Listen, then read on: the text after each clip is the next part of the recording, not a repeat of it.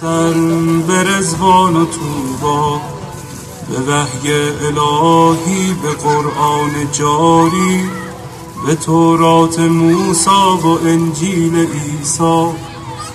بسی پادشاهی کنم در گدایی، چو باشم گدای گدایان زهرا.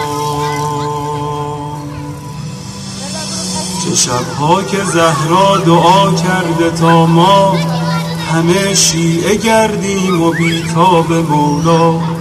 غلامی این خانواده دلیل و مراد خدا بوده از خلقت ما.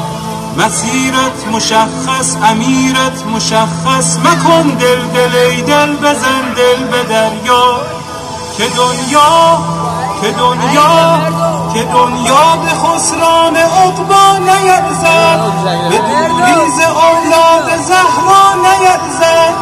و این زندگانی فانی جوانی خوشیهای امروز و اینجا